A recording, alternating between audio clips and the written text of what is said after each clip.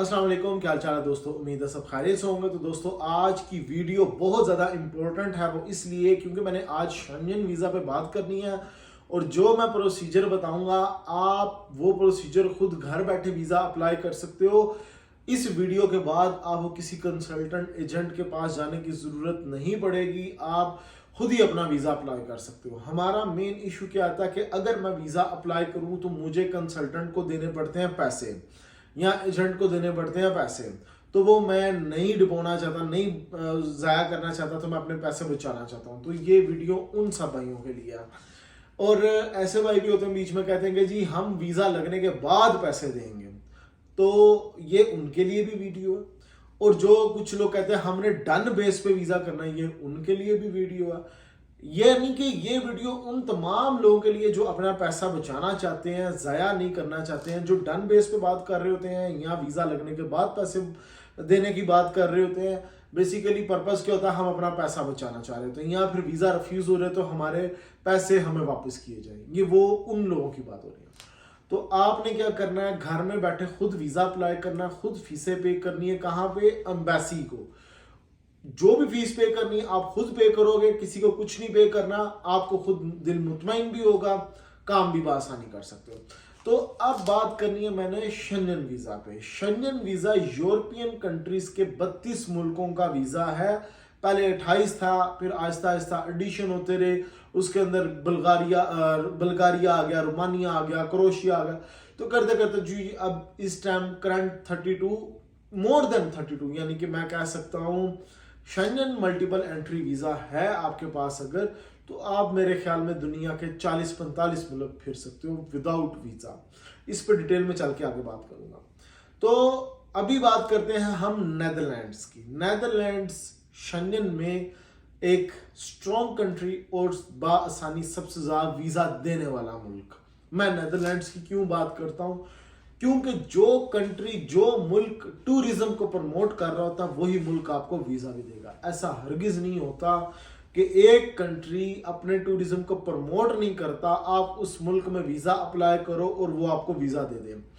इसकी एग्जांपल मैं देता हूँ यूरोप में ऑस्ट्रिया की। ऑस्ट्रिया पाकिस्तानी या फिर सब कॉन्टिनेंट के अंदर यहाँ से लोगों का रुझान ऑस्ट्रिया में ज़्यादा नहीं है टूरिज्म का। नो डाउट बहुत बड़ी टूरिज्म हब, एक डेस्टिनेशन बनी हुई है ऑस्ट्रिया। वियना बड़ा खूबसूरत सिटी भी है और लाइक स्विट्जरलैंड ऑस्ट्रिया। लेकिन ऑस्ट्रिया में जो ज़्यादा टूरिस्ट आते हैं, कहाँ से आते हैं? वो या तो इंटरनल यूरोप से होंगे या फिर अमेरिकन साइड से, दूसरी साइड से। जो सब कॉन्टिनेंट है जिसमें पाकिस्तान, इंडिया, बांग्लादेश, अफगानिस्तान वगैरह, ये टूरिस्ट नहीं है।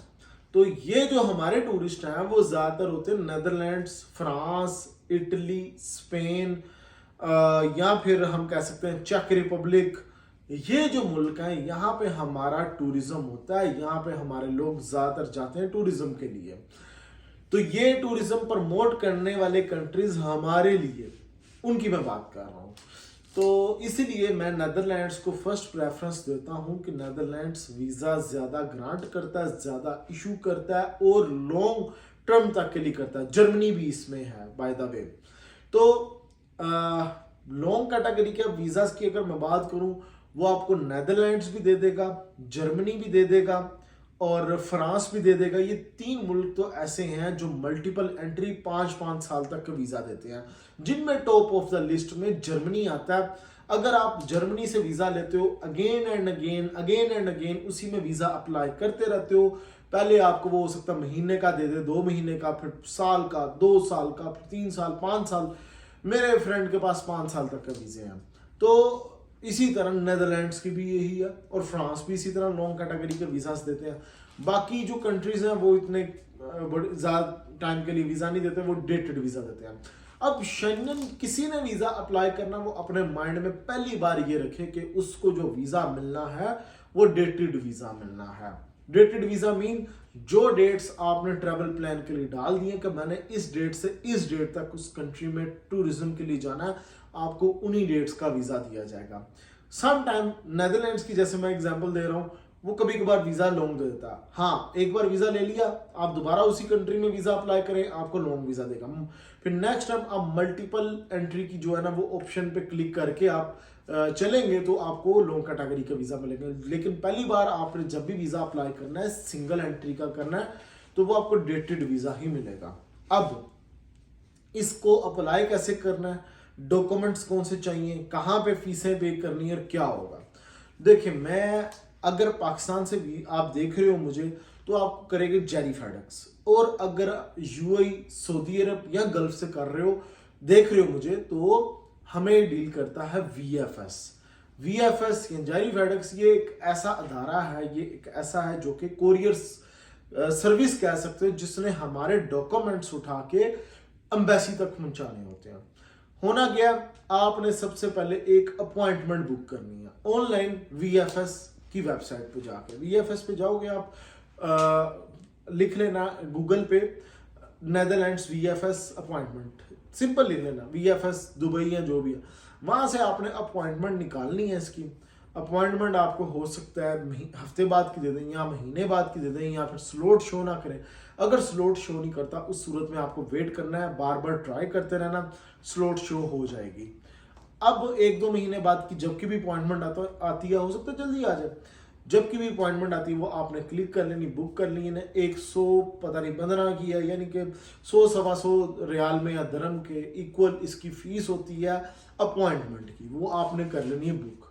अब आपने अपने डॉक्यूमेंट्स तैयार करने शुरू करने हैं, जिसमें अगर हम यूएई वगैरह से देख रहे हैं 6 मंथ की बैंक स्टेटमेंट, या गल्फ से ओवरऑल 6 मंथ की बैंक स्टेटमेंट अपने माइंड में लेके चले, जिसमें आपके अकाउंट में कम से कम 10-15 हज़ार रियाल, कम से कम की बात करो, ज्यादा से ज्यादा जितना मर्जी लेके जा सकते हैं आप, ये पड़ा होना चाहिए क्लोजिंग टाइम पे जब आपने स्टेटमेंट अपनी निकालनी है, उस वक्त पे इतने होना चाहिए। फिर एक चाहिए होता है एनओसी। एनओसी जो आपकी कंपनी से मिलता है कि हम ये नो ऑब्जेक्शन सर्टिफिकेट, इजाजतनामा कि हमें कोई इतराज नहीं, बंदा टूरिज्म के लिए उस मुल्क में जा रहा है, इसे कहते हैं नो ऑब्जेक्शन सर्टिफिकेट। अब लोग कहते हैं मैं तो आज़ाद हूँ। आप अगर आज़ाद हो तो जिस कफील का वीज़ा है तो उस कफील से इजाजतनामा होगा। उसके बाद अगर कोई बिजनेसमैन है तो उसकी कंपनी का या सीआर लगेगा, या फिर टेनेंसी जो कॉन्ट्रैक्ट टेनेंसी कह रहा हूँ, ट्रेड लाइसेंस होगा। ये सारी चीज़ें साथ में लग जाएंगी जो उसके बिजनेस के होंगे। उसके बाद आपने करना एक फॉर्म फिलिंग, आपको वीएफएस की वेबसाइट से मिल जाएगा नेदरलैंड्स का फॉर्म, वो आपने फिल करना है, जिसमें आपके घर की डिटेल, आपकी work detail, educational detail, work detail होगी, और उसके बाद फैमिली डिटेल्स होंगी। ये आपने चेक एंड क्लिक्स और कुछ फॉर्म फिलिंग है, बड़ा आसान फॉर्म होता है। वो आपने लास्ट पे सिग्नेचर वगैरह करने हैं, फॉर्म फिल हो गया, तस्वीरें साथ में 2 white background European size, Schengen size picture होंगी, वो आपने साथ में अटैच कर लेनी है। होटल बुकिंग एक करनी है आपने, सबसे पहले होटल बुकिंग किया करें। होटल बुकिंग कर लेनी है, वो ऑनलाइन आप अगोडा से या फिर booking.com से जा कर सकते हो। डमी भी निकल आती है, डमी आपने कर लेनी है, क्योंकि ये रिजर्वेशन करनी होती है, आपने पेड नहीं करनी होती है। 5 से 7 दिन का प्लान रखें। उसके बाद फ्लाइट रिजर्वेशन करनी होती है, वो आप कर लें, ऑनलाइन डमी होती है, वो भी आपने पैसे पे नहीं करने होते, एक रिजर्वेशन करनी होती है। फ्लाइट रिजर्वेशन होगी, होटल बुकिंग होगी, ट्रैवल इंश्योरेंस करनी होती है, उसके पैसे लगेंगे आपके तकरीबन 70-80 रियाल या दरम इतना, या 100 के करीब पड़ेंगे। वो आप वो पे करके ऑनलाइन AIG या फिर और बहुत सारी इंश्योरेंस आती हैं, वो आप देख लेना ऑनलाइन इंश्योरेंस, वो आपने एक कर लेनी है इंश्योरेंस। फिर आपने एक कवर लेटर लिखना है, जिसमें डे बाय डे प्लान लिखोगे कि मैं उस कंट्री में जाके, उस सिटी में जाके करने क्या वाला हूँ। एम्स्टरडेम का प्लान रखें, 7 दिन का प्लान रखें, जिसमें आप बताएं कि मैं कनाल्स देखनी है, वहाँ की जो फेमस प्लेसेस हैं वो आप थोड़ी सी मेंशन कर लो, नहीं समझ आ रही गूगल पे जाकर लिखना है Amsterdam best places, famous places, वो निकालें, उसको कॉपी पेस्ट बेशक करना हो कर लें, अपने अल्फाज में उसको बयान करें, वो लिखें साथ में। और उसके बाद passport copy, visa copy, Emirates ID या अकामा कॉपी, पिक्चर वाइट बैकग्राउंड, और ये चीज़ें आपने लगानी है और जाना है आपने VFS में। ये सारी चीज़ें आप उठा के एम्बेसी में जाओगे VFS में, वहाँ पे वो आपसे तकरीबन 350-400 करीब जितने भी इसकी पेमेंट होती है, या 450 जो भी होगी पेमेंट, वो आपने पे करनी है बाय कार्ड, कैश, जो भी होगा आपके पास वो कर देना। फिंगरप्रिंट्स लेंगे वहाँ पे, वो पिक्चर वगैरह ले लेते हैं, दैट्स इट। उसके बाद आपका वो पासपोर्ट रख के तकरीबन 15 दिन में 10-15 दिन में रिजल्ट आएगा जिसमें आपका वीजा लगा या नहीं लगा।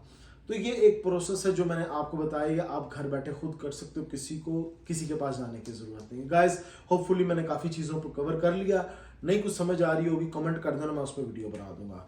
नेक्स्ट वीडियो मिलूंगा नए टॉपिक पे, ख्याल रखें अपना, टेक केयर, अल्लाह हाफिज।